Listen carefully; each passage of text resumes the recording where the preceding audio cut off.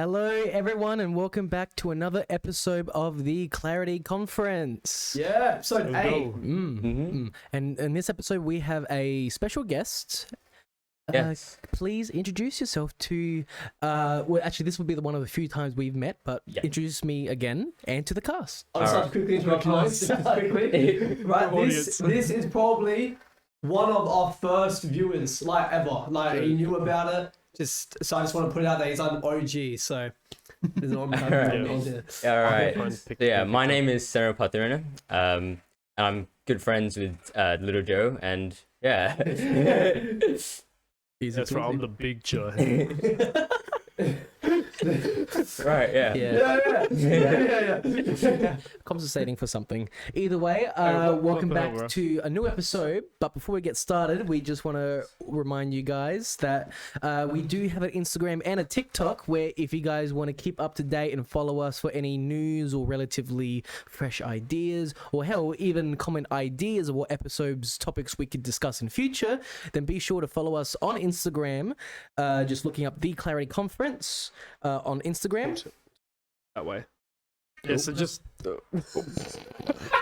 was getting up the link. And on TikTok, you'll be able to find us on the.clarity.conference. Cool. All right. Yes, sir. So Seniru is a highly intelligent man. That's an understatement. Academically and... Philosophically. Philosophically. All right. Yeah. I mean, he literally dressed up to like impress us.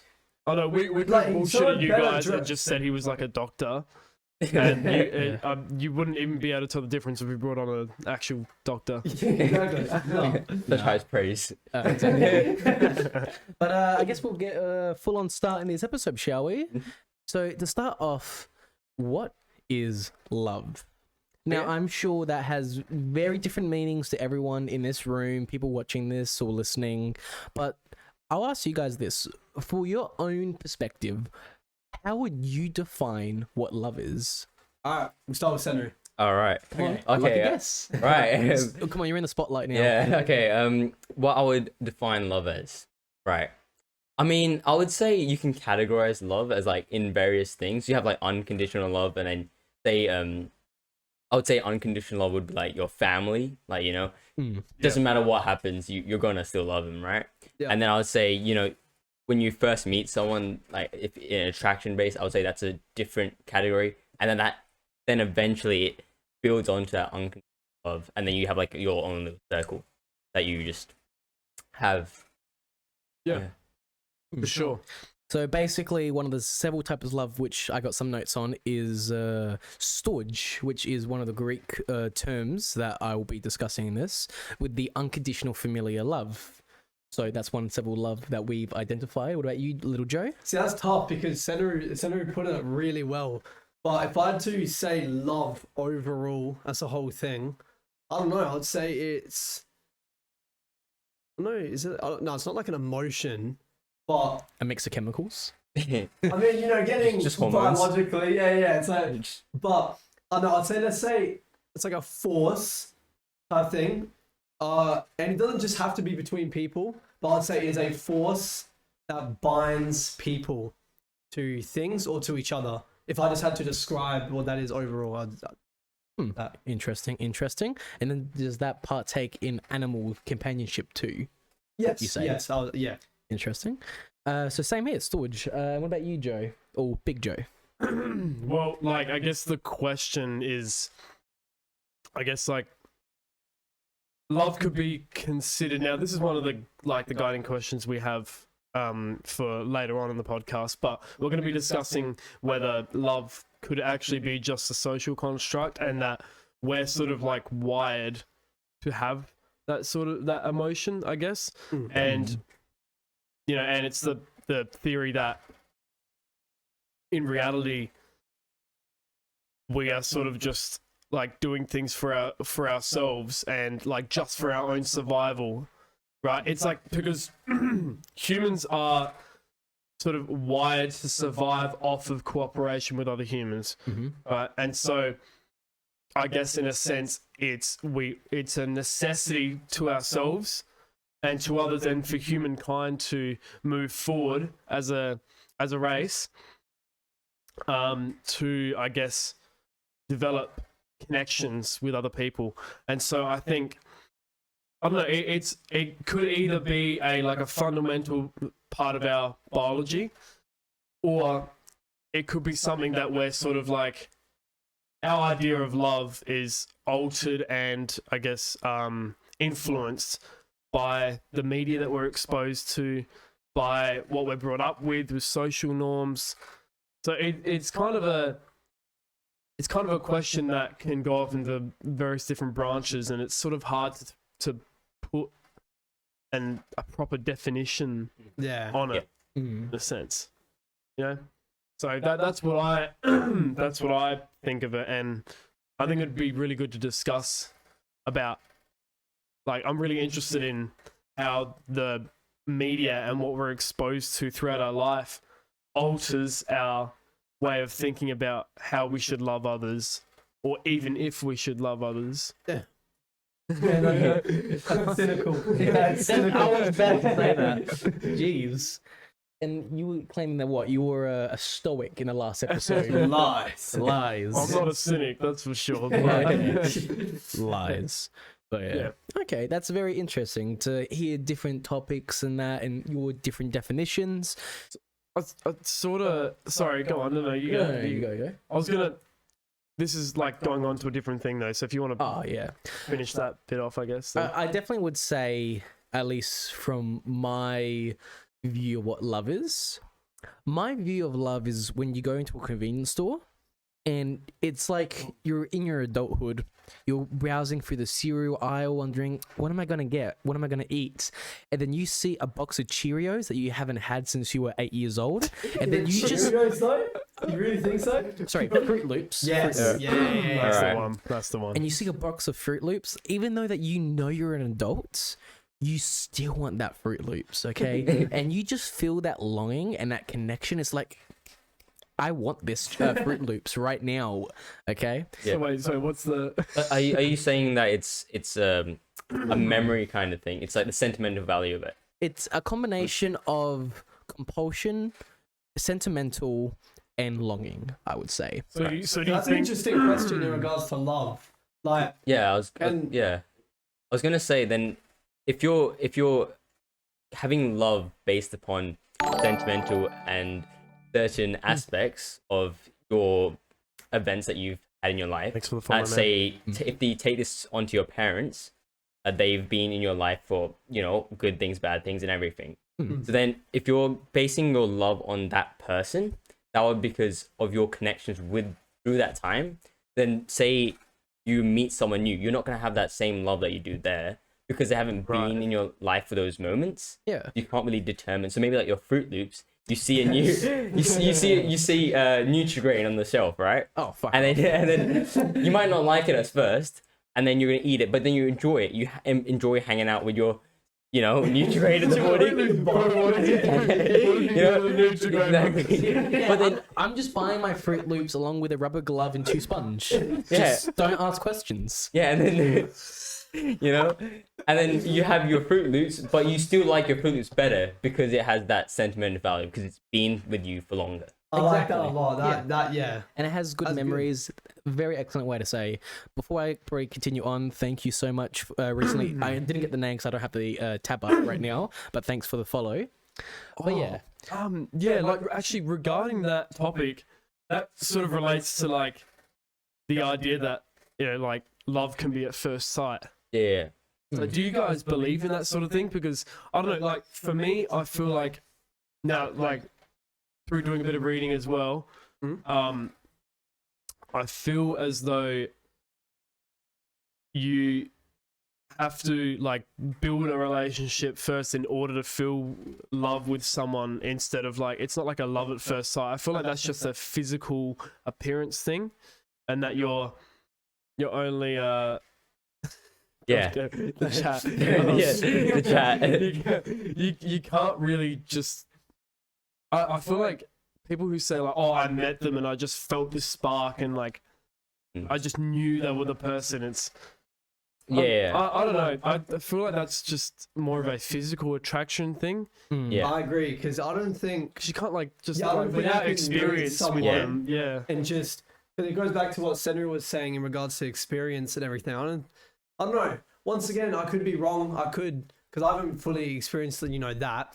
But I don't know. I just find it hard to believe that you just see someone and you can just, I don't know, like love. I mean, That side, you know what I mean? funny enough, what you guys are describing right now is actually one thing I actually got for research. What you guys are describing right now is eros, which is the exotic or sexual passionate love that someone could actually have. Funny enough. And fun fact. Let me try and find that source right now. Actually, wait, where is it? So, Eros is the Greek god of love and yeah, fertility. where do I like that website? Okay. Okay, I'm not gonna try and find it. Fucking hell, you're too hard. Yeah. Thank you, Noodles. Thank you. But either way, there's all these different types of love. And fun fact, Eros, Greek god of love, is the Roman name of Cupid. Fun facts. So there's some history knowledge for you guys there. But I'll definitely say this, without saying yes or no, just raise your hand, okay? If you're at a club, a party, or something, and you see and you see an attractive person, okay, that you never met, you just see them and they're exactly your type, are you gonna go up to them, asking, talking, flirting with them because you think, oh yeah, I think they have a wonderful personality, and not because, oh, I think they're very attractive physically? I'm not gonna lie, I probably couldn't be asked going up to them. Too much effort. Oh, that's fair. That's fair. No, but wait, so wait, what you're saying is like physical attraction over. Well, No, when, yeah. when you, Side. Oh, yeah, of course, Yeah. of course. But that's like, what else are you gonna judge them off? You know, Yeah. like Then- so then- you're literally like, as much as people say like, don't judge a book by its cover. It's only natural to do so. Yeah. we're human you know- nature. So that means like first impressions are very important then. Yeah, That's just- right. yeah. So then, Exactly. you know how people say, oh, you give them a second chance. Like without that first impression, you wouldn't really judge them on that, oh, love at first sight thing. That's right. exactly. That's exactly right. So You you'd- put it yeah. better than I did. So yeah, like that idea of seeing someone and just knowing that they're going to be your partner for life, or I don't know. I think you're. Like it's mostly like people who have been in that relationship for a long time, right? And I guess, of course, their memory of their first impression of their partner might be a little skewed. Yeah, because, exactly. It's like Seniru was saying, based on Yeah. what they've already been through, it's natural for them to be like, Their memories alter. Yeah, exactly. Yeah, their memories Well, at alter a the little bit in moment- favor of that partner. Yeah, you know? because in the moment you weren't just thinking of all that future that you may have had. Yeah. So, yeah. Then it's also like idolizing. So basically, you're going off what you believe, right? So you've seen the person, and then you're going off, and what's going in your head is what you're idolizing them to be, right? Yeah. That person. So say, for example, you're imagining them to be a great person, and so forth. You've never spoken to them, but you're just imagining that. It's pretty much whatever your beliefs are, you just put them onto that and hope that they're them. Yeah, that's true. Yeah. All right, yeah. And that influences I guess your judgment. exactly. Yeah. So then I guess that would change your judgment. Even if they're not that, you still believe that them, Yeah. because that's what you think. Yeah. Exactly. Oh, Seniru, I was going to ask if you Yeah. wanted me to put your last name in the title. Oh, yeah, or that's not. fine, yeah. Yeah. How do you spell your last name? All right, So I'm just going to put it in the thing. EA Yep. THI THI. Don't mind us, we're just having a RA. spelling bee. Yep. NA. Okay. Beautiful. Besides that, Um, how would you categorize yourselves as love? Like, So- So one thing before that, X-Dogpa 1 said, so the idea of like the memories changing and stuff. So he said that's called manifesting. I feel like it's I feel like it might be the other way around though. I don't know if you would call that manifesting. I think manifesting is trying to attract things that you want. But then I guess I get what they're saying though. But yeah, I guess like idolizing and then yeah. I think it's intertwined, I would say. Yeah, exactly. By the way, we're getting a lot of viewers on this like right now. There's Bro, a lot of Seniru, people. it's Seniru. It's literally Seniru, bro. He's It's sexy the as hell. suit and the pink shirt. That's why. Like they saw the thumbnail with Seniru in the corner, mate, looking fly as hell, and they had to join Yeah. and hear his voice, you know. Exactly. So the next sort of idea, what were you saying after? You were saying about characterizing. I'm a goldfish. I just did my lap. I forgot. Oh, you were saying how would we categorize ourselves? Oh yeah. That's it. Yeah. Something. Yeah. Yeah, because I would categorize myself as more of a attachment type of love. Like, I would necessarily be attracted to them physically, but I would stay for the personality, if that makes sense. Yeah. Because I know there's a lot of different people who would say, oh, I fell in love with her personality, I stayed with her personality, I fell in love with the personality but stayed for the looks, and so on and so on. Yeah. Or because of, I loved her for the looks and I stayed for the money. Yeah. Yeah. With game's a game, you know. Exactly. 'Cause you can, there's so many different types of love. There's self-love, familiar love, affection, enduring, playful, obsessive, compulsive. I can go on and on. Yeah. But would you, I guess we'll lead into the question, would you say that love can be toxic at time, guys? Yeah. Yeah, I feel like you can. Can you elaborate? So if, like, how would you find Okay. to a certain point where love could be playful or like Harassment. bonding? Yeah, to harassment. Yeah. I would say when you say toxic, I would say it wouldn't classify as love. I think it would be more of trying to obtain something from that individual that you would want. They like to fulfill your own desires, right? Yeah. To say, for example, it was me and Joe, and I would be like, oh, can we do this? Can we do this? And ignoring what he would like. Let's say, oh, he wants to go to the park, and I was like, no, we'll go to the beach. And we continuously do that and like overshadow him. Yeah. In a sense, I would say that's when it's toxic. But I could still care of him, still care about him, but I'm not acknowledging what he wants. Okay. Yes. Yeah. And would you say, one of our viewers actually commented, Stockholm Syndrome is a type of love. Would you say that's a type of love or more of a, say, a one-sided type of love? By definition, Stockholm yeah. Syndrome is a coping mechanism to a captive or abusive situation. Yeah. It depends, because I've heard like it's in durations of, like, if you're with, say, for example, Stockholm Syndrome is particularly, like you said, captive. So if you're with a person who's like a kidnapper, if it's a prolonged period of time, you miss them. I guess it's that maybe, because also there was some research I was reading, and it's when you have it's called the Coolidge effect, right? It's a strong neurological wiring in the brain, and it makes individuals experience pleasure through dopamine rush. That's why you have individuals who leave to different relationships.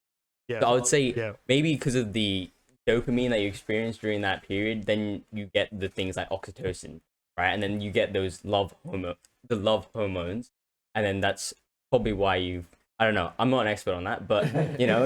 I mean, you sound like an expert. Just add a British accent and then you'll be good. But yeah, I would say maybe like, because you know how people say, oh, you remember things when you have a dopamine rush and stuff like that? I would say maybe because of all that adrenaline and stuff like that, especially in a hostage situation, it's a very, exciting. Yeah. A very intense situation. You might I don't know, get confused. Yeah. You know? That's definitely one way to say it.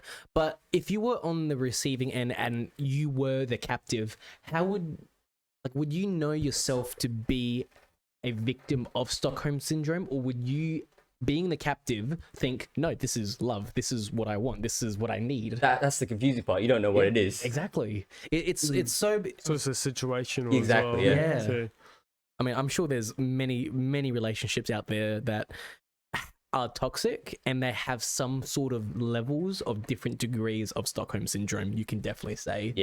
Yeah. I mean, no relationship is perfect. I mean, I got a relationship. Is it perfect? I would like to think so. I would like to think so. I would like to think so that my relationship is definitely the better ones out there. Okay. Are there a few kinks? Yeah. But Kinks? You mean chinks?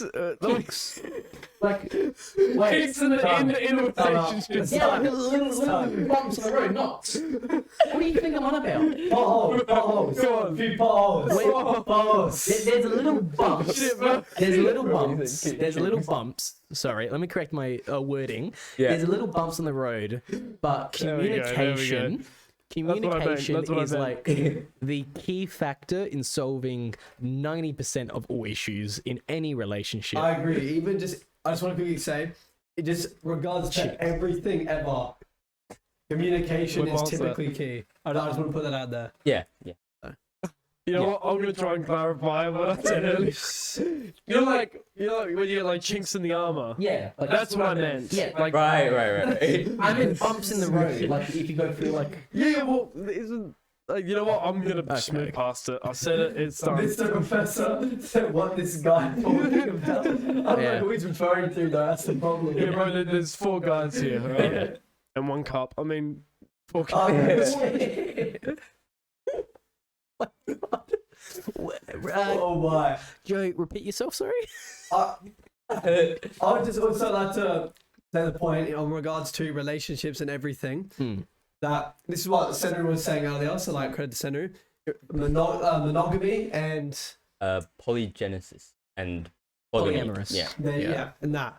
So, Joe, could you get some definitions up for the viewers, please? Yeah, let's for have a look. monogamy and Yeah, give me the a sec. other one. Yeah. Yeah. I think it's I'll because pronounce there's. it. I think polyamorous is when you have multiple relations, but then they all know. So it's like multiple individuals, but they know. So I'm dating, for example, I'm dating Joe, but Joe's dating you, but you're dating me. So- But I'm also dating the other Joe, And we all know about that. and we all know about it. And then I think that's polygamy. polyamorous. I think it's polygamy. I think that's how you pronounce it. It's where you have. It's more common in like animals and like in the wild. To be fair, it's a lot more common now because I know a fair amount of people who are in polyamorous. Is that the I think the correct way to say it? In a few polyamorous Oh, relationships. really? You know people that are in those okay, interesting. Because I don't. I've I mean, never to known me, it. because it's really weird for me because I didn't really discover what polyamorous was until I was much more older. Because I'm like, I would consider myself old-fashioned. Yeah. So finding that out, I was like, oh, wait, how does that work? Because like, I don't think I'm like, how to word like jealous, but I wouldn't understand how anyone could like share that type of love. Like, you know what I mean? Yeah. Because like when you have love, usually it's like to like my thinking, or at the time, my way of thinking back then was it's just like reserved for one other person because it's a soulmate, not soulmates. But Yeah. now that's different because different times, different periods and such. Spider, scary. But yeah, so to me, it was like definitely like a big thing to learn and discover. Oh, okay, so yeah. And then like when my mates got in polyamorous relationships and they explained it to me, I was like, I get it. Like I don't fully understand it, but I get the basic sense. Yeah. Yeah. But yeah, then like you got the traditional sense, which is monogamy. Yeah. Yeah, which is just 2 regular people. I think. Hmm. I think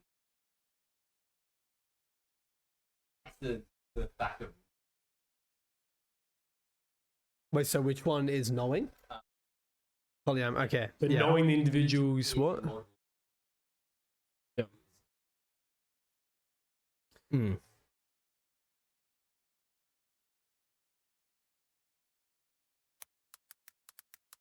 Audio cut out. Audio cut out. What'd you say? Yeah. Wait, what? Yeah. Exactly. Hmm. Oh, Yeah, you no, mean for Seniru's microphone? It cut Okay, out? hold up. Can everyone hear us just on the live stream just real quick? Yeah, it should be fine. Okay. And I think- also find it interesting that in Oh, regards to- Seniru's microphone in that bit is not happening. Give me a second. I think that whole bit you just said was ever since I switched the scene. Mr. Professor 11, thank you so much. We can't hear you, Seniru, at all. Yeah, don't worry, I'm doing it now. It should be good now. No, I'm Alright, pretty there we fine go. with So Wait, Seniru, can you talk real quick? Yes. Can you guys hear me now? It's good. It's good. All There right. we go. Be good now. Very good. But I find it interesting in regards to history how we've gone from polyamorous. Well, typically, because not everyone was polyamorous and everything, but like kings back in the day, and Roman Empire and everything, they would have multiple wives and everything like that. Concubines, exactly. So I find it interesting how we've gone. Culture has shifted from polyamorous being, I'd say, like the regular or just exclusive to like royalty and high, Yeah, like yeah. in the top of the pyramid. Yeah. So they've gone from that to now most typically monogamy. It's But not too common to. But was that just the kings that did Thing is, that? Because what's the Yeah. average person? From what I know, I believe it was like a mixture. Because like, I was if going to you say, were an like, average- if you're of like higher status, Yeah. you're able to have more like Yeah. wives. Yeah, that's actually a very good point because I've got one piece of information which is called the Inca Society, right? And it determined how many individuals that a man would have based upon your social hierarchy. And Wow. as you were saying, the kings and knights and other individuals would have more females than the lower class, which they would typically have the monogamy relationships. Yeah. Which is with the only one individual. Uh-huh. So, which is what at our current social, environment, that's what we want. That's what people are aiming for. Yeah, just single. Well, that's what is at the moment is considered, the desired, with other exceptions. And Yeah. I think for sure that is due to the I guess definitely the influence of media and stuff now. I guess more so monogamous is the Like singular, one, yeah. yeah. So more I guess monogamous relationships are encouraged or shown as the normal in most media nowadays. You don't really see I wouldn't say the anything normal because then if you hear someone like say normal, then some people may be offensive in some Offend, terms. yeah. No, but that is considered the norm, the Yeah, social the norm. standard. Yeah. Well. Yeah. Yeah. I guess so, yeah. It's a bit of a thin line that you have to walk on. He's Yeah. worried about getting cancelled from that. Like, come on, anyone in any polyamorous relationships in the Shout out to the polyamorous. Shout out to the polyamorous gang. But yeah, no, like in general, Yeah. that's what is encouraged now. Like that is what the social norm is. Yeah. Mm. I mean, I guess. as we've seen, is like the past 5 years, it's changing. Yeah, exactly. Hmm. Yeah. I mean, to be fair, if you go back like hundreds and hundreds of years ago, like where medieval times or even before, like you got your mum and dad, then you got their mum and dad, then their mum and dad. Eventually, to a certain point, you're gonna get back to the common ancestor, where all of us are just products of incest. Yeah. At that point, Yeah. at that point, it was definitely some sort of polygamy, sweet home Exactly. Alabama. Yeah. Yeah. In the back room. That would be the survival aspect of the biology. Like, say cavemen and things like that. They wouldn't have, the monogamy and stuff like that. Yeah. I mean, I'm pretty sure they wouldn't even know what it was. Yeah, exactly. Just Yeah, it's weird because there was also these an experiment that scientists did in the University of Israel, and they pretty much had like these animals called voles, I believe, and they had two groups, and they pretty much checked the genes, so forth, and they found that some individuals would, how would you say it? Have only one mating partner, while the dominant, the alpha in that species would go around and, spread their gametes to, increase their gene pool and their DNA. And then I think that's Like a natural selection exactly. kind of thing. And I think we've gone away from that biological.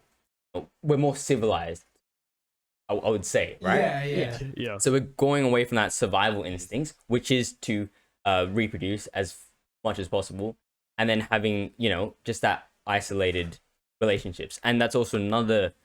It's also another survival instinct, which is, I think, what people do now is because there's two strategies. The first one is with the polygamy and polygenesis and going ham, And then, and then the second one was the second strategy was having that one mating partner and just protecting them from other competitors. Yeah. And that was, I think that's what happens now, I guess.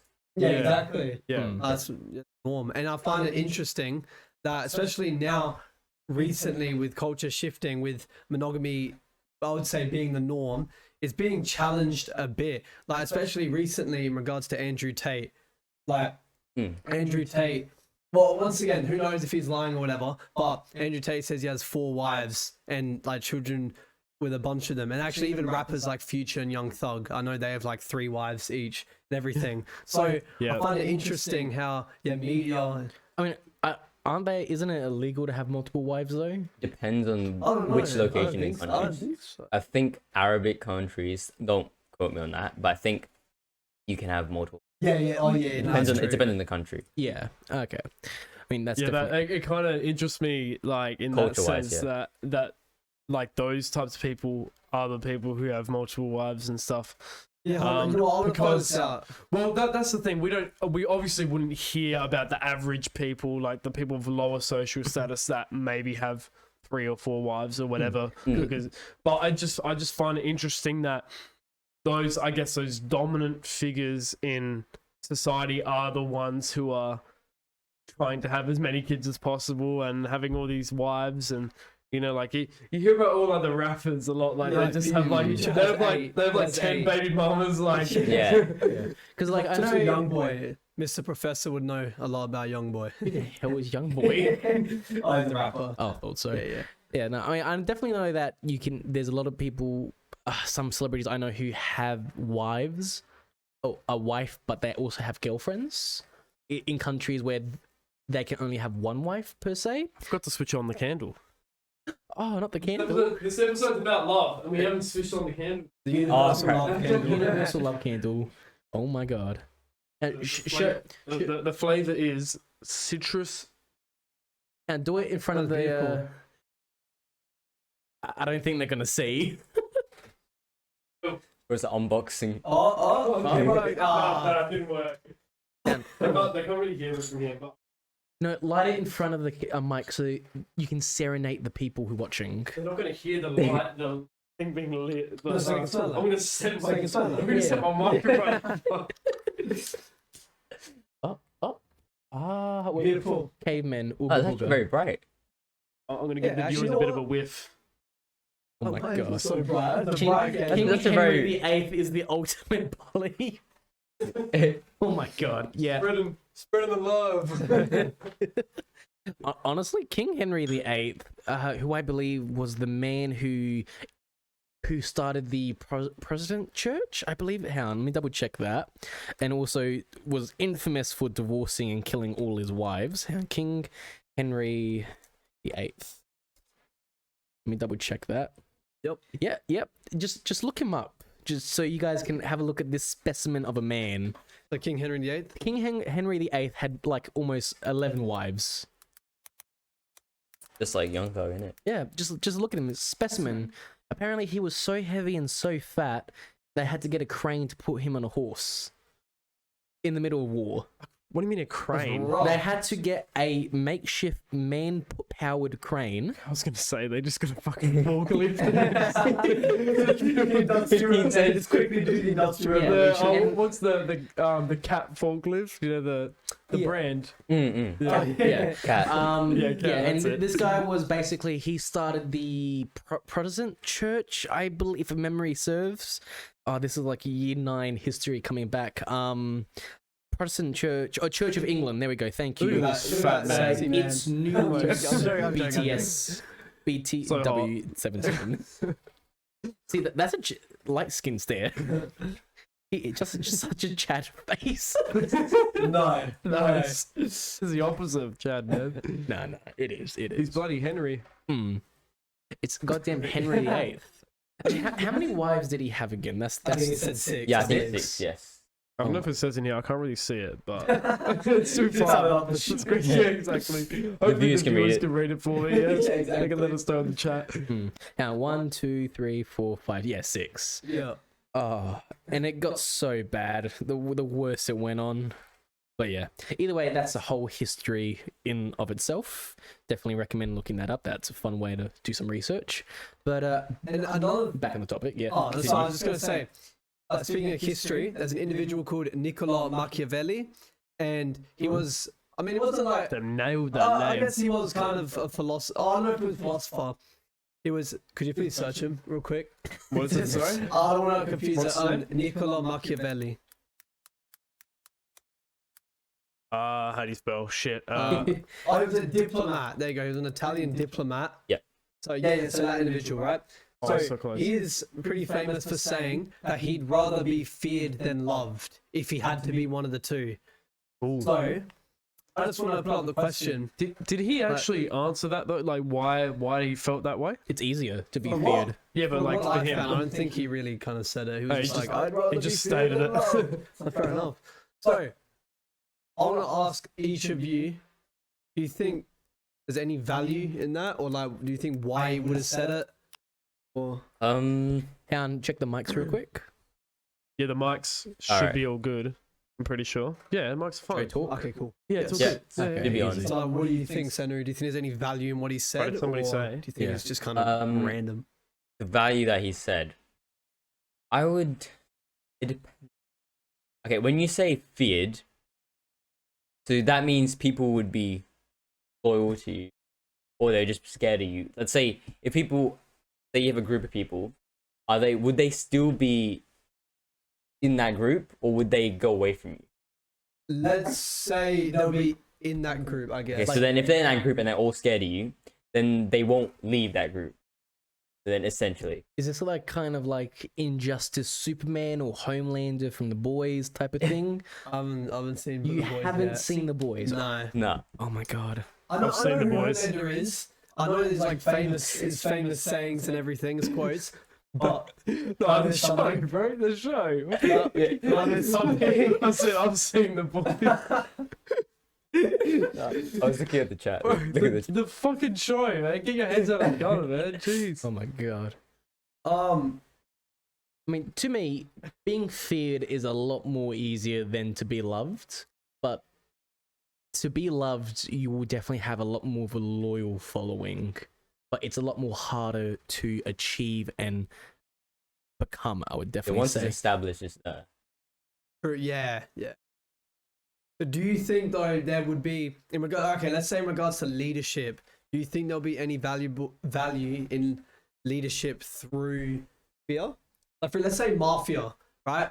I know, just as an example, realistically, ideally it would be led through love. You're in a mafia, it's love, but let's be honest, it's not. It's fear. It's a combination So- of both.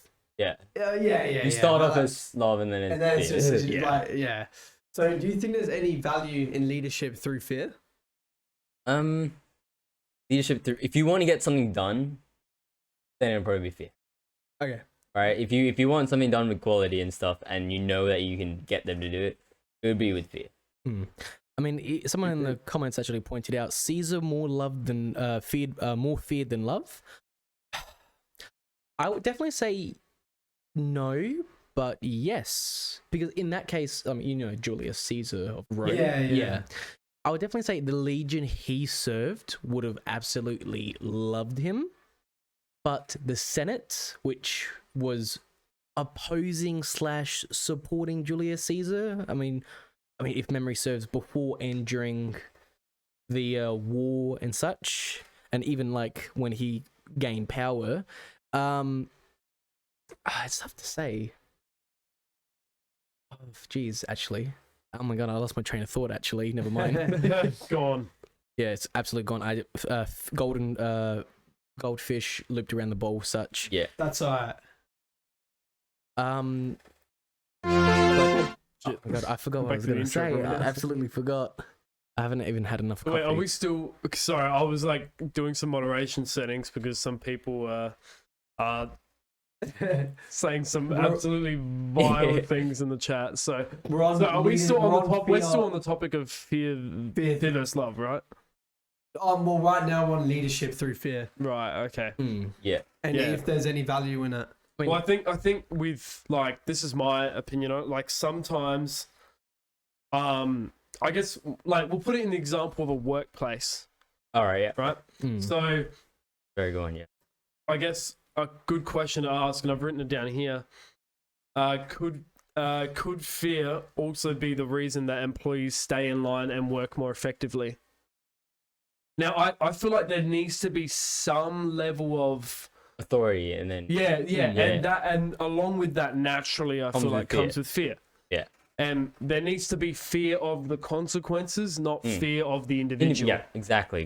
And Yeah, I think fear of the consequences is a lot more, I guess, powerful and a lot more productive in a workplace setting, and I guess in any setting really. Yeah. Like you set rules and you want them to be abided by, and people fear the consequences, but you don't want to be too overruling and come off too powerful, because then people become scared of you. yeah, exactly. And then it could And be then- a and then they- hindrance to your work. and and yeah. And then productivity. they can become bitter, or like, and they can try and almost like work against you in a sense in some situations, depending on how, I guess, powerful you come across. And yeah, but there needs to be some level of authority, because then people need to always constantly have that in the back of their heads to I guess just to work effectively. I mean, So- I'll definitely agree. However, I think fear and respect is a fine line, because if you respect / have a platonic love with your boss, I guess you'll be willing to do a lot more regardless of the consequence. Right, yeah, Where if you are feared, then you'll be rushing, trying to meet deadlines, you'll be panicking and such and so on and so on. But to be respected and loved, I think would have more of a positive positive, I guess, towards you, the employee, the employer, and the company yeah. and business and such. So yeah, I definitely would say Just no fear. I would better. rather be loved than feared. Yeah, same, 100%. yeah. Yeah. It's gonna be natural harder. thing, I guess. Yeah, it's gonna be harder, more hardships ahead to trying to achieve that. And while being feared is a lot more easier and nuanced and so forth, it's just, at least for my upbringing, my being in person, it's just not my thing. Yeah. Mm. Yeah. I mean, for other people, I'm sure they would love it. I mean, Stalin, for example. I guess like it sort of like comes back to like who you want to fear you and who you want to be Yeah. loved by, because it is situational. Like in a sense, in some instances, like just there's certain instances where you want the people within that situation to fear you, and there's other situations like with your close family and stuff. You want I don't speak for everyone, but this is certainly what I think. I want like my family, my close friends to love me rather than to be feared. Yeah. I mean, sorry, fear me. Yeah. I was gonna say with your workplace question. Statement.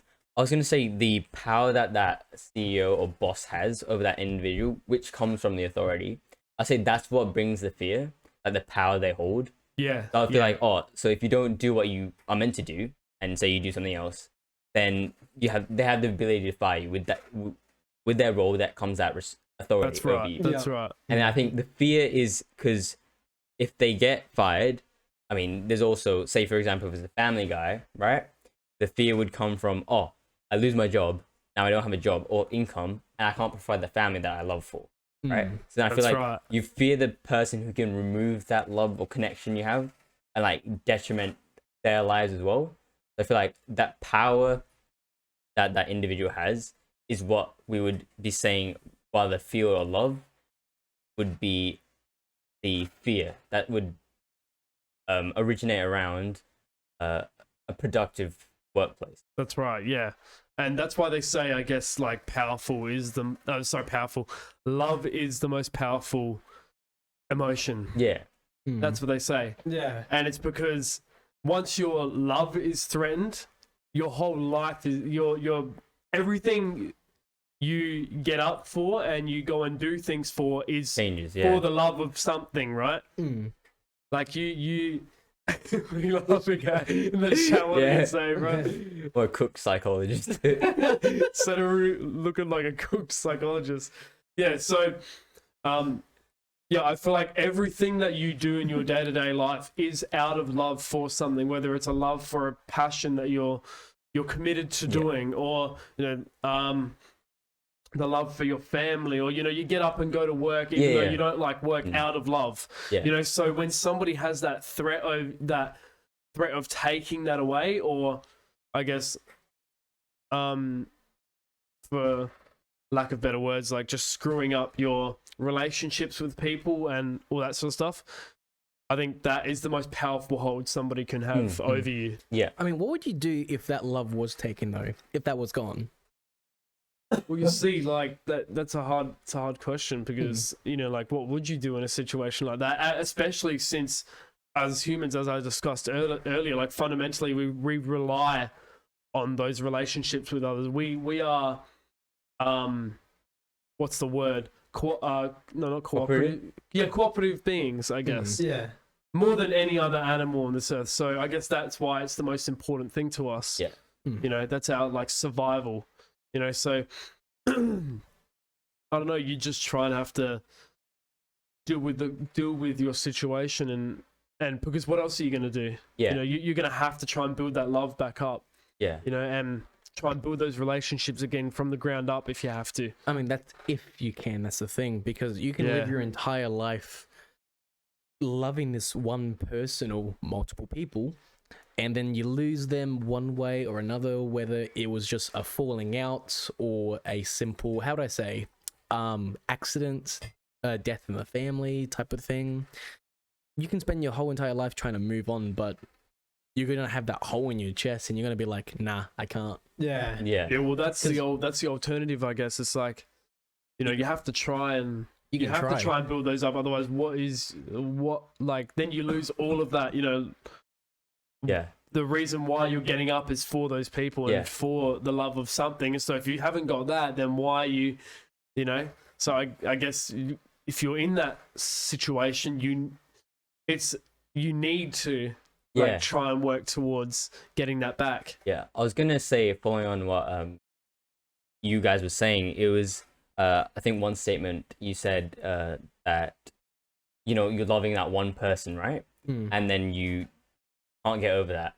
I was gonna say, would you guys believe that you never stop loving someone, or you just love someone more? Like, what would you say? I would say, based on that.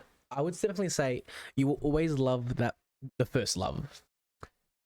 No matter what. I mean, it depends what stage of life you're at. Yeah. Are we doing like? I mean, just in general, Because the way I always thought about love is that there's at least like 3 stages of love, where everyone who's starting out like dating or going out on the honeymoon dates, phase. yeah, it's like that's the lust phase, I would say. Yeah. Because you're inexperienced, you don't know what's happening, you don't know what's the standard, what's the norm, so you're just throwing it out there, just lusting about. And then it's after that lust phase you go for the, how would I say, honeymoon phase, I would definitely say, where you find something stable, but you haven't had enough experience to recognize the green or red flags in relationships. Yeah, I mean, Yeah. that comes with life experience.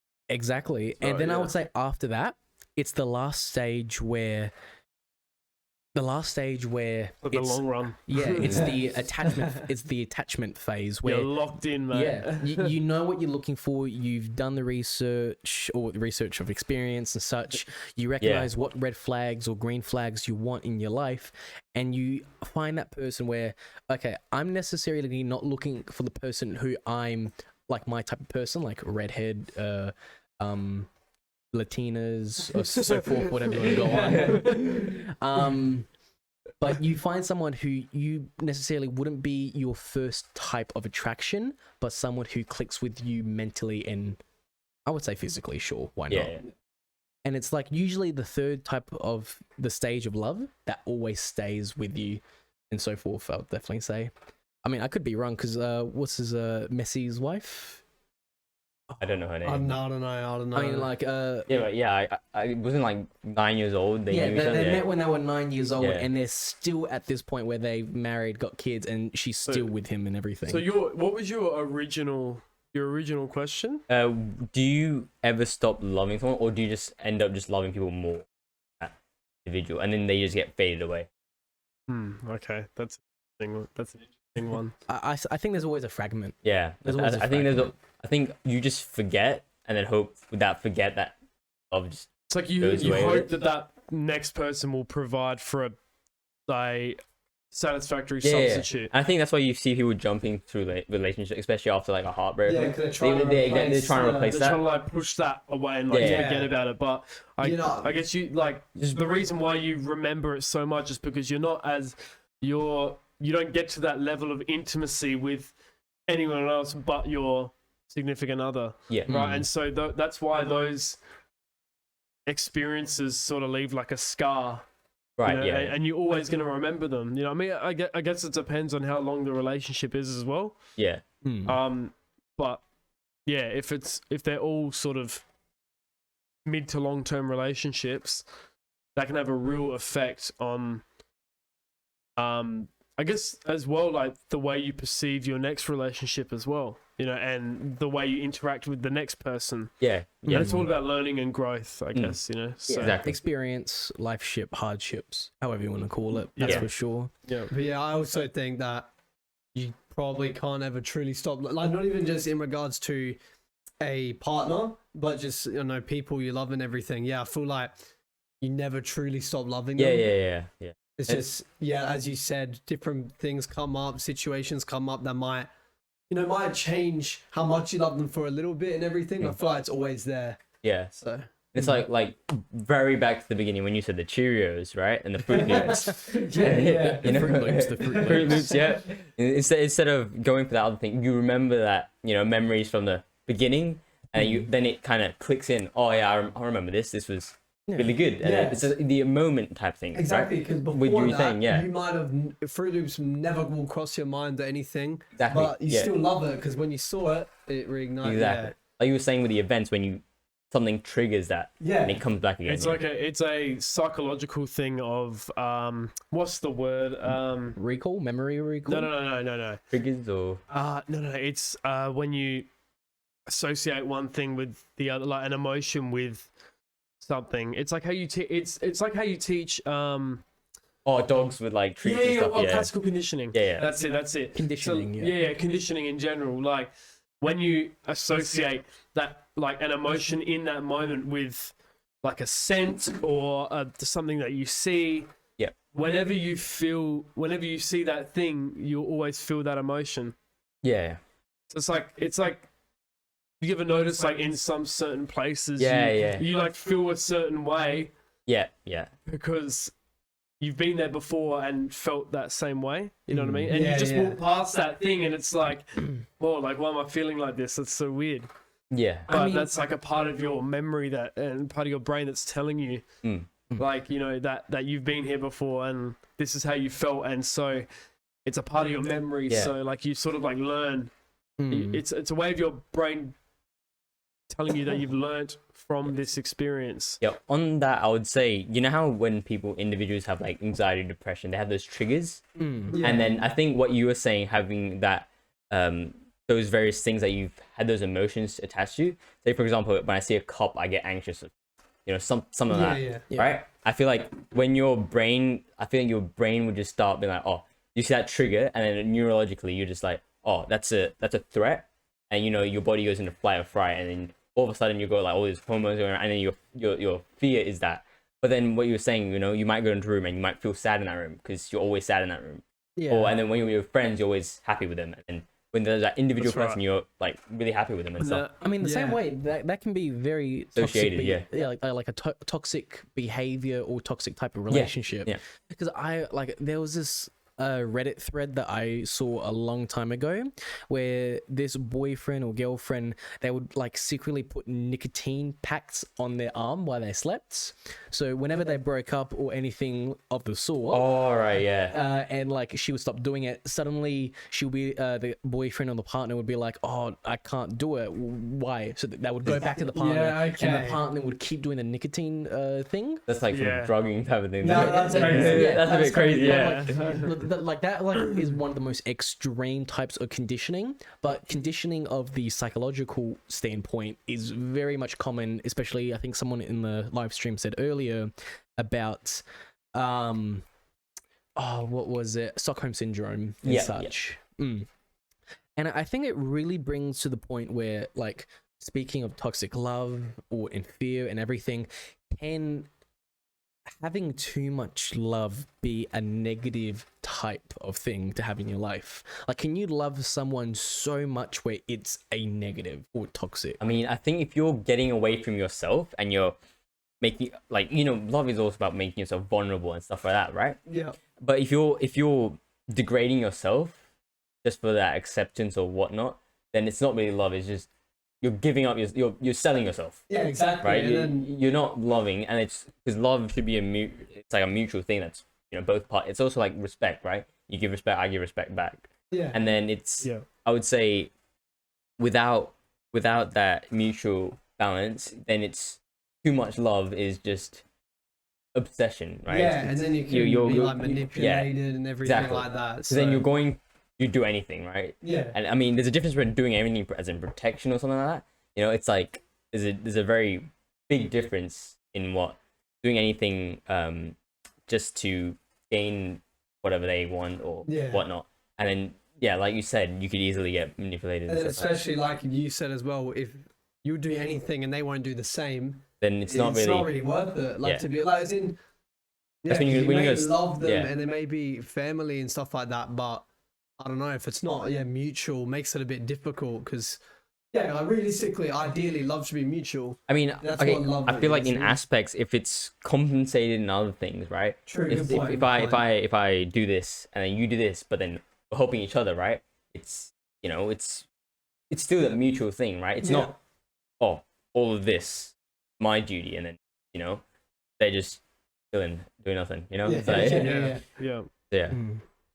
Definitely is interesting. And someone in the live stream pointed out about research about the little Albert experiments. Well, Albert. Yeah, and I'm just like looking through it real quick right now. What's that? I've heard of it in like some psychology class I took years ago. I'm just redoing it like a little quick speed. It's about that's the kid. Like he died at a really early age as well. Like he died like when he was a baby. Oh, I know this one. The one where they kept waking him up and like scaring him with loud noises. Was it? The little Albert experiment was a controlled experiment showing empathical evidence of classical conditioning in humans. The study also provides an example of stimulus generalization. It was carried out by John B. Watson and his doctoral students. Blah, blah, blah, blah, blah, blah. Interesting. Let's have a look. The purpose of the little Albert experiment was to assess whether classical conditioning processes can be shown in humans, which is the association of a stimulus or behavior with an unrelated one after repeated exposure. Okay, interesting. This is almost exactly what we were talking about. Having the exposure to stuff. Yeah, they conditioned him to fear a white rat. I'm just looking at now.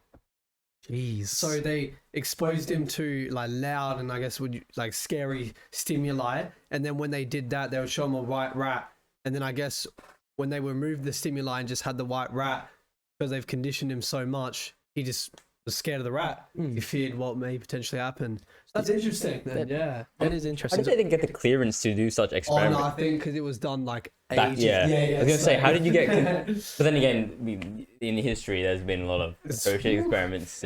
Yeah. But then again, like you say that, but then the information was valuable for us at least, you know. Yeah, true. So, Oh yeah. I mean, it's Paid off. It's terrible. It's terrible. messed up. But then it's helped us it's- with modern day. There's ways we could have went around that, but at the time, it's already done, and You know, it's we learned valuable research from yeah, it. exactly. And we know not to do that in the future. Exactly. You know, we know ethical research now. Exactly. Yeah. I mean, what's the saying? We killed a baby, but now we know. Not do that again. I don't think they killed a baby, but We tortured a baby pretty much. Well, Yeah. he died though, like shortly after Yeah, that. I mean, it's just any experimentation on like humans. That's why people have stop experimenting on animals and stuff like that. Yeah. Because Yeah. people think it's unethical. I mean, what's Shit, the how are you quote? supposed to find out anything? You don't. That's you just don't. You don't. Just don't. Just get an Yeah. injection, just stab it in me, and just hope for the best. Yeah, exactly. But what's the saying?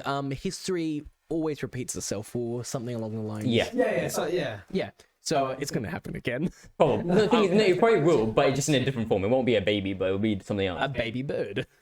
Exactly. It's the same thing, but different. Yeah, just different, just a different species. Yeah, I was looking at this experiment, and this was back when there's a large racial issue. Back when far back in history when we had like slave trades and stuff like that. Yeah.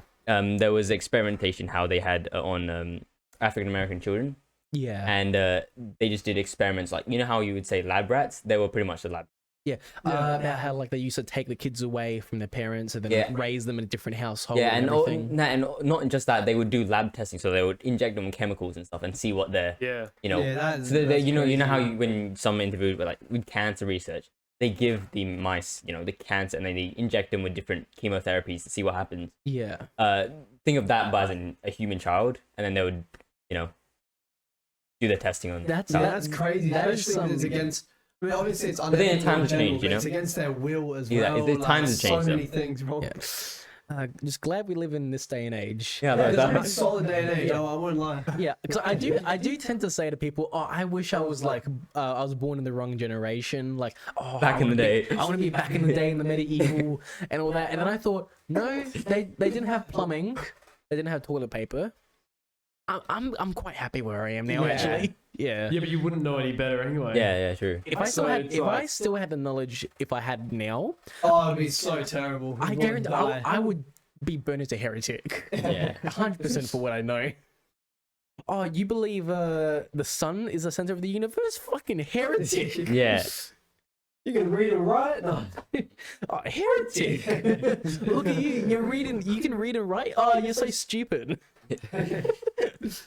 Nah, I'm very thankful for the day and age we live in now. It's so much more better, but god damn, it's just like I know how much we can like express love and everything to each other, but at the same time of how much we can express love and empathy and kindness and all that, we can equally show the same amount of ruthlessness or anger Yeah, and and resentment. bitterness to like people we just don't like. Yeah. It's just so awful, especially the Yahtzees. Oh my god, oh that is something I can never truly understand.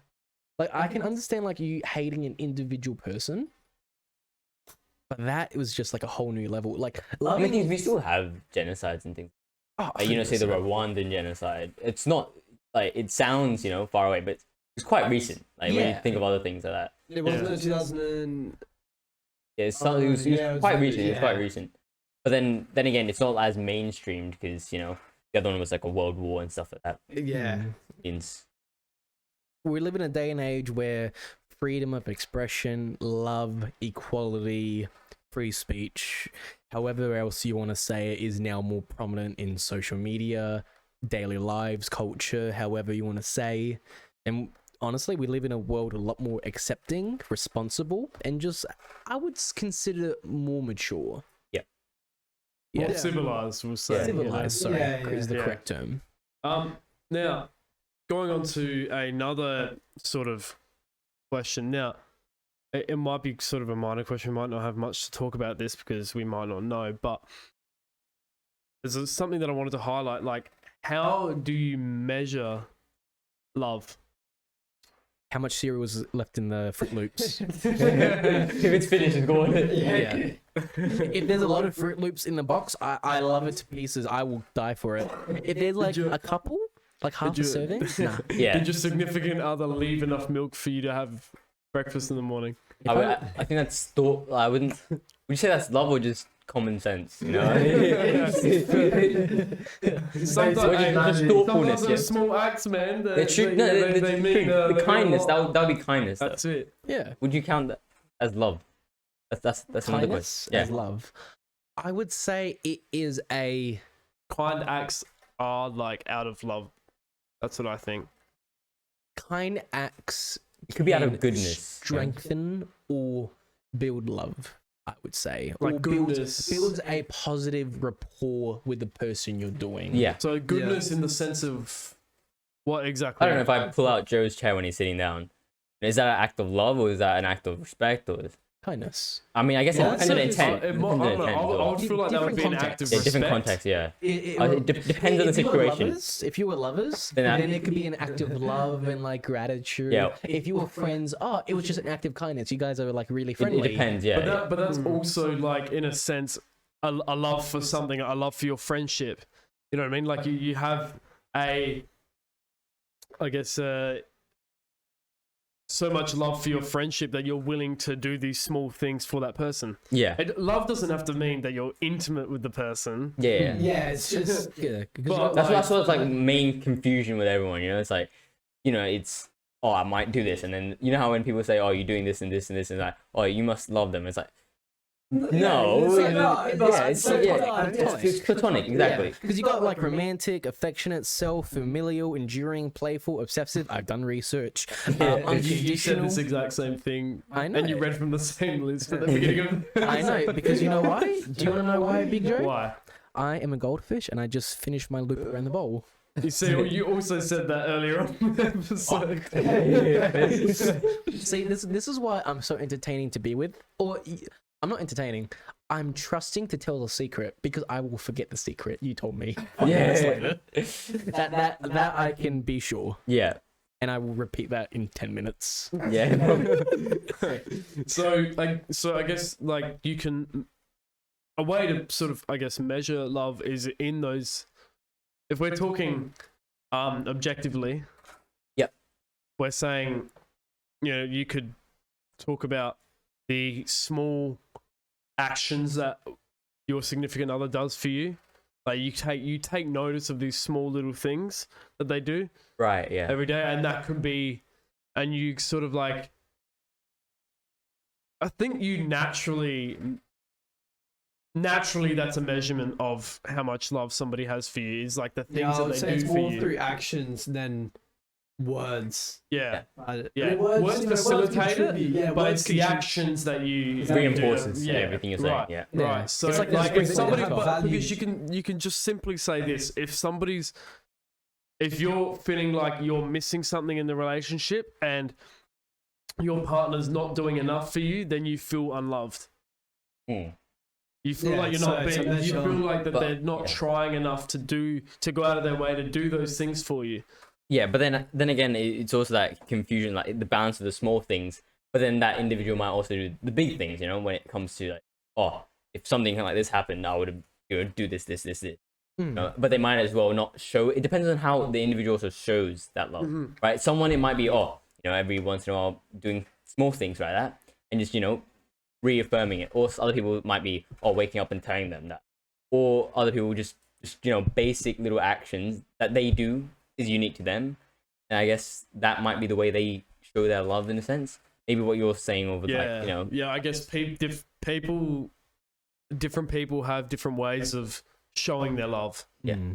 And yeah, I guess that's how relationships work, I guess, because the way that the person shows the love is accepted and recognized by the other person in the relationship.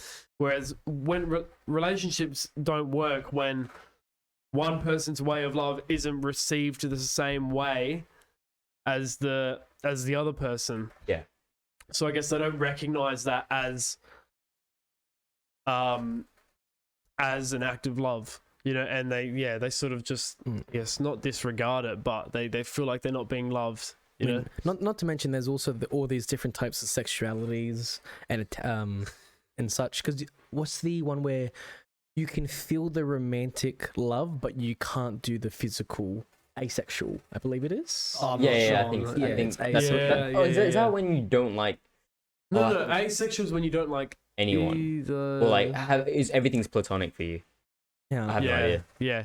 Well, no, because then it's like pansexual. What's that? Pansexual. I have no idea. Yeah, I'm gonna be honest. I have no I'm idea. not gonna lie. Yeah, we are not experts. Too many to keep up with. Yeah. We're just random people trying to make sense and just have a bunch of talks. Here we go.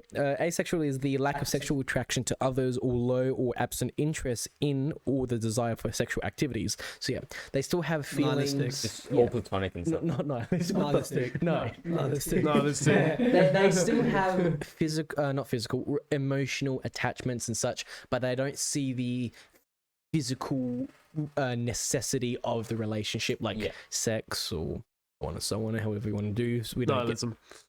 Okay. That's what I'm saying. It's not nihilism. It's just you just want to be in a relationship, but you just don't want to have sex. That's what it basically is. You don't want to have like physical. We're getting into the controversial field right now, but I mean, you're the one who's saying. But in a sense, there's that argument. It's like, why do they not feel that need? You know, is it because of past experiences? I mean, then Is it again, because it's also like, you know how individuals, like maybe people who aren't married or anything, they might not just go around saying they're asexual, but they might just don't identify. They just don't like anyone. You know, I think it's a label on that aspect, and yes, some people use the label, some people. Yeah, I do think it's more about the. Obviously, I think it's more about the sexual attraction, though. It's like, if they're not married, then most likely they're probably doing things with multiple partners, or like, you know, not partners, but just you know what I mean. Like they're just they're still sexually active. So the people that say that they just don't have any attraction. That's another thing. But yeah, so we already discussed about why a person falls in love only with a specific person, but not with others. Yeah. Why do people shy away from love so often? Are they affected by past relationships? I know we touched on this before. Definitely a factor. But yeah, like we sort of said earlier about the emotional attachment to certain experiences. You can definitely have past relationships that can play a huge factor on future relationships. Like if I was in a relationship where I was abused, yelled, emotionally, disgusted, spat on and such, and then I don't think I'll probably ever be able to go into another relationship soon after, unless like I really just hate myself. Yeah. But there are like people who, because of those past traumatic relationships, they struggle to form new relationships with people who are more accepting, supportive and such. But it's always going to be that, like, as we said before, with the conditioning and such and the little Albert experiment, where being near an object or something associated with something that gave you so much trauma and ill omens and such can just be just a full-on anxiety panic attack, where this person is treating you like absolute gold. They're treating you like an angel, a goddess, god, whatever you want to call it. But because of that trauma that you have, you just can't go through it because of that past and such. Yeah. So I definitely do say that having a past relationship that is traumatic plays a huge factor. But yeah, I don't know about you guys, if you want to add in. Yeah, and I think at that stage, if you're affected that badly that you can't go into a relationship, then that's when you need to start digging deep and get help. Yeah, get some help, because I think otherwise then you can't have any meaningful relationship ever again. And yeah, I think you just need to like sit down and just deal with your demons. Exactly. Yeah. You gotta deal with your shit, because you gotta get your shit together, you know? Who don't even want to be in relationships. That's the thing. Yeah, because maybe they're too afraid of. I mean, it's not that they're afraid. I know like a few people where like one of my friends, she like has fun, all that, goes around, go clubbing, having fun, all that, but she just doesn't want to be in a relationship.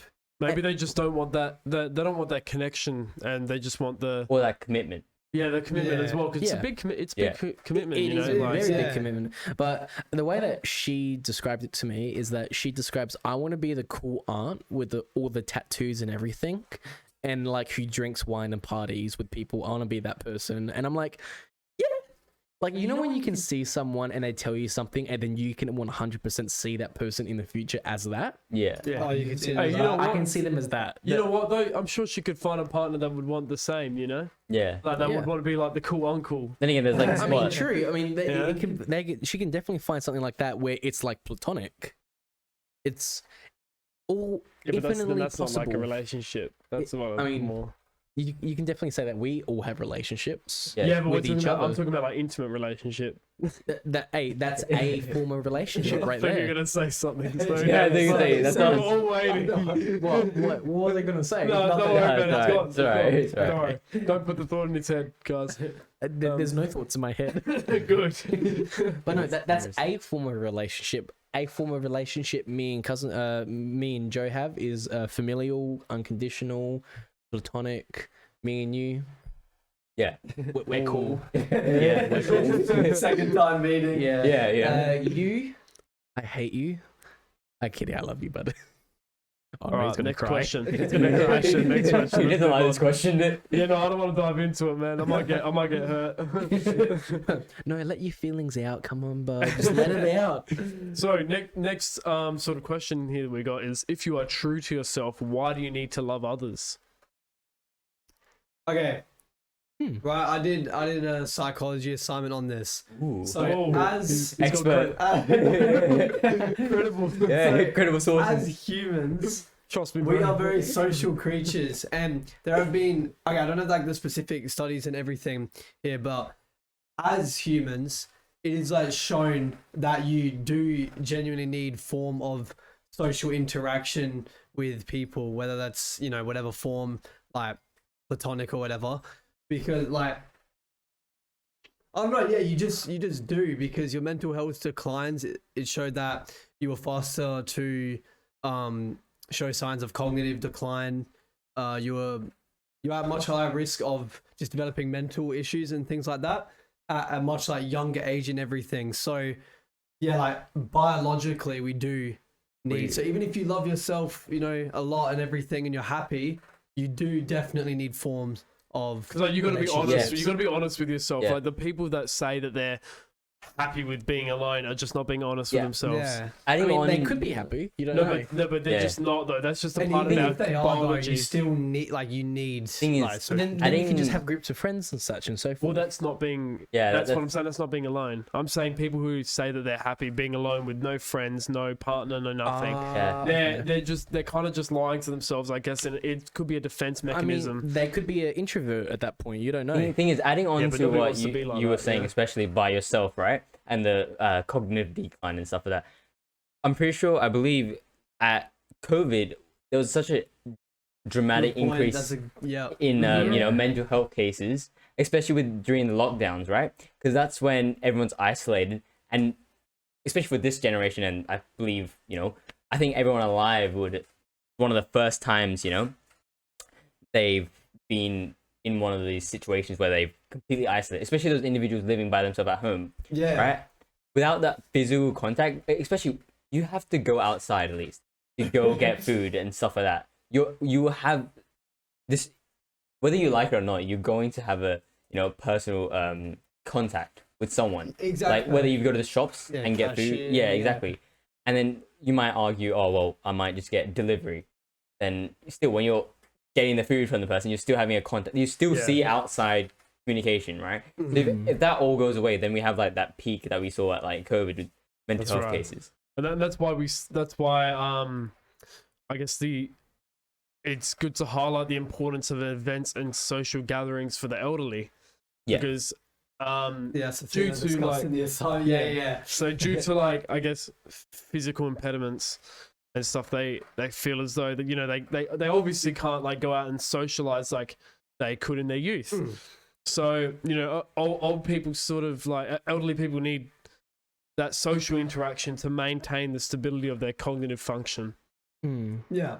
Because as you said, it's been proven that you start developing symptoms of decline in cognitive function as soon as you stop socializing. Hmm. Yeah, exactly. So, and then that's when think a lot of cases where, you notice like in elderly people, they decline so much more rapidly Yeah. than other people because they're more isolated than us, And they're also like the vulnerable and things like that, because especially like nursing homes and things like that. Yeah. I think during the COVID pandemic, I think there was a news article or something about it, how their like mental health also declined because they don't have that visitors and things like that, so they lose, especially let's say old parent, the senior residents, right? Yeah. They have a connection with grandchildren, their own children, and being isolated by themselves is kind of a daunting situation for them. I feel like that also increases the decrease of their mental health. Yeah, it's definitely a factor. I mean, to go on that real quick, one of the viewers commented, my girl just said, I hate you to my best friend right in front of me. Do you think she loves me? I mean, knowing the guy, that ain't true. I would definitely say, I'm guessing she said, I hate you to the best friend and not to you directly, I'm assuming, unless the wording's different. But I'm going to say it's definitely context is needed. But I would definitely say, what's the saying? Just one thing. Just try not to like lean on the table because then it like shakes the wire and then it makes the camera shake apparently. So I would definitely say every time we laugh, the fucking camera shakes. Oh yeah, no. I would definitely say the expression where you married you married your wife not for her family but because of her, and I think that same quote applies here. I would say, because she can like dislike your friends, you can dislike her friends, but as long as you two mutually understand that you guys still like each other, respect each other, love each other, then I think it's fine. It like, unless if it's an ongoing thing, then yeah, there could be issues. But like I've said before, communication is a two-way street. I just read a chat. Oh my god, that was funny. I have seen Avatar too. It is goaded. It definitely made me feel some type of way. I don't know about that type of way, but it made me feel some type of way. Yeah. So I agree with what you're saying. Yeah. Context is needed, but you marry the girl for her, not for her family and friends. Otherwise, Unless they're rich. Then contact, you know what I'm saying? Yeah. That can change everything. Exactly. But sorry, I was. What was the question before that we were talking before commented? We were talking about the elderly. The elderly. Yeah, and like, the do you elderly need social actions as well? I would definitely say more people need it more often compared to other people.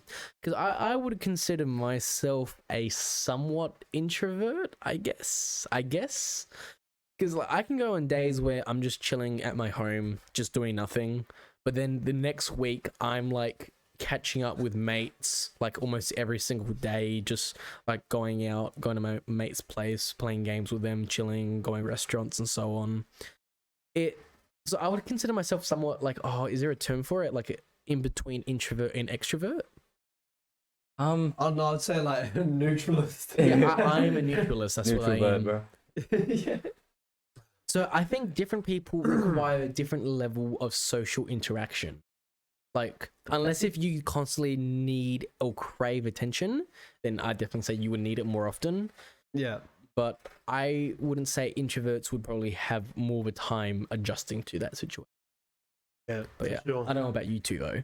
But I agree with what you're saying. Mm. Some people, I mean, it depends. Like personally, it depends on the day. Sometimes I just can't be asked. Yeah. Other times I want it. Otherwise, yeah, it's wants. Yeah. Wants and needs. yeah, I feel like sometimes I can't be asked with people, or sometimes like I don't want to talk, but I want to be with someone. But I just want to sit next to them. But then other times it's like, I just listen to them talk, you know. Yeah. Or sometimes I just want to talk with them and have a good conversation. That's very obviously highly dependent on your mood. Mm.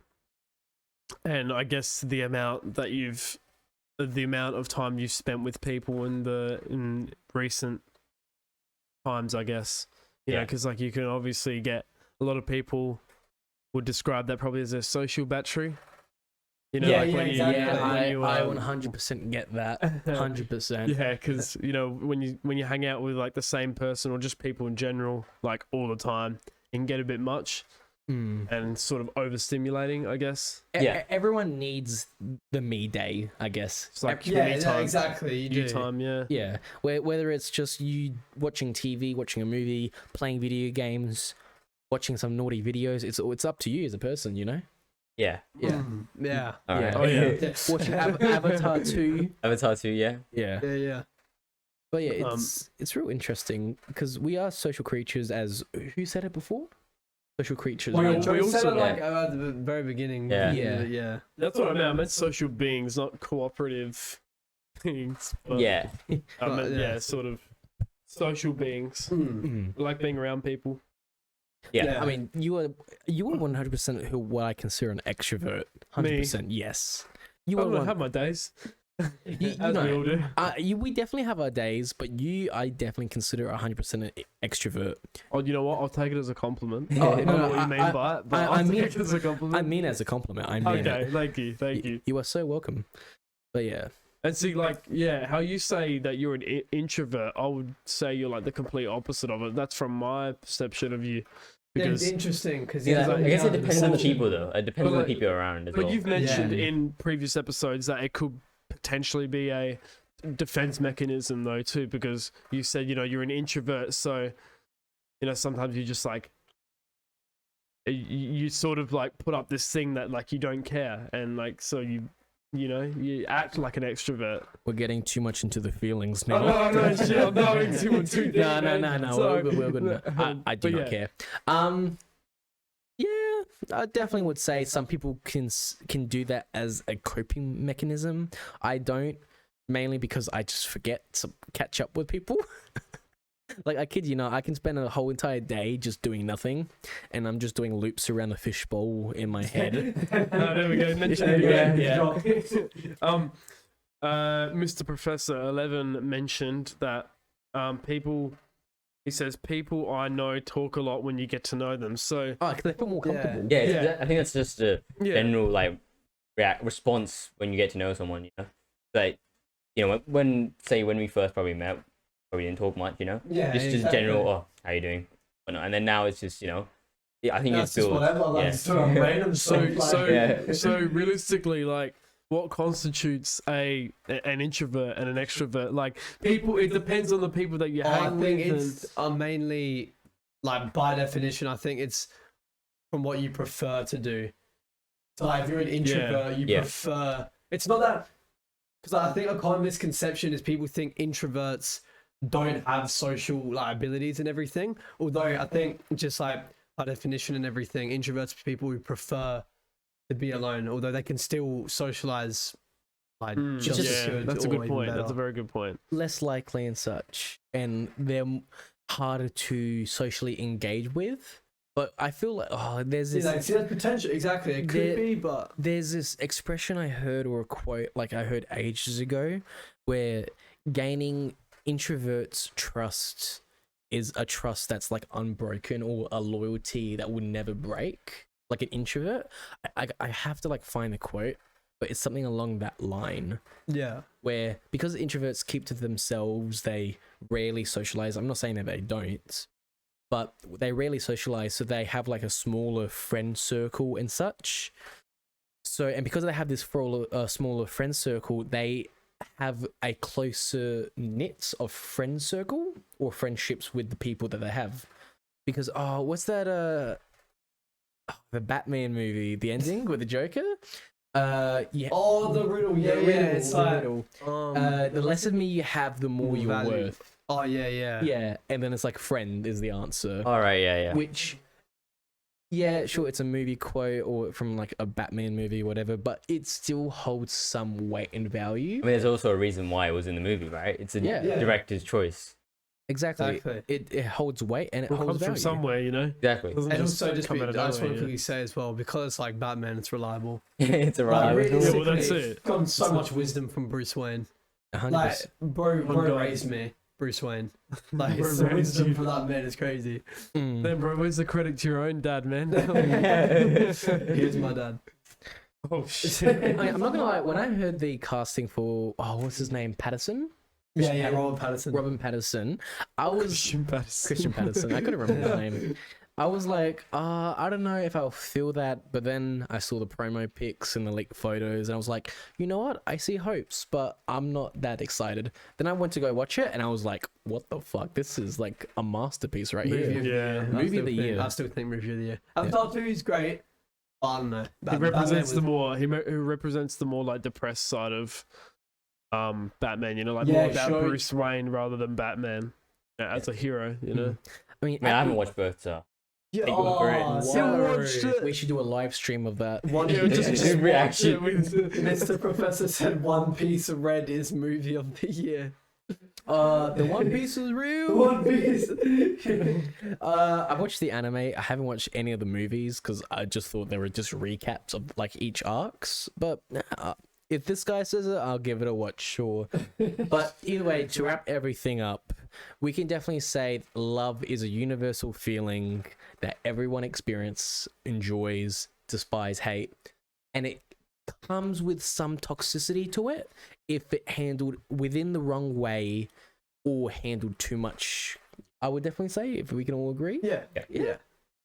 I mean, other than that, anyone else probably has like some final comments before probably we wrap up almost. I think I'm all good. All good? Yeah, I think enough's been said. You know, we've pretty much covered everything. You know, and we can sort of conclude that your perception of love is based off of the experiences that you have in your life. Yeah. Upbringing. Yeah, your upbringing, but also Love, like yeah, your relationship experience. You know. Yeah. Like going into it, you got no idea, you know, you just sort of just throwing things out there, but then along the way you learn and you sort of learn, I guess, like how to love, you know? Yeah. Sense like we're not robots, but Yeah. you know, I it's mean, like at the beginning, it's like an unexplainable feeling, you know, you don't really know how to, Yeah, you're on your tackle own. it. You just gotta figure it but out. you know, you just throw things out there and you learn and we grow. So yeah, well, yeah, that'll wrap it up. Thank you, Seniru, for Thank you very for much. coming on. All good. 100%. And yeah, that was a really good episode, that one. Yeah. Before we end the episode, though, be sure to follow us on Instagram and TikTok. Our Instagram being the.clarityconference and our TikTok. It's in the link in the below. link below.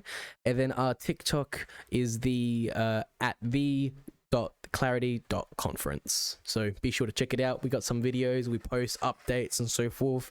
Come comment on like stories and such that we post, and some suggestions you guys make, we'll even possibly make topics in future episodes. Yeah, that's it. Either way, I think this is our last episode before we go on break for New Year's and such and Christmas. So Well, we just got like a 1 week break for now, but 1 week break. yeah, because next week I'm going away. Matthew's got a few things going on, you know, the holidays are here, so yeah. Tis the but, season to be jolly. definitely not going on a break. Well, Not on a break. I meant break for a week. Yeah. We just came back from a break, damn it. Yeah. But yeah, Thank you all very much for watching. We appreciate it. Thank you again. And see you next time. Adios.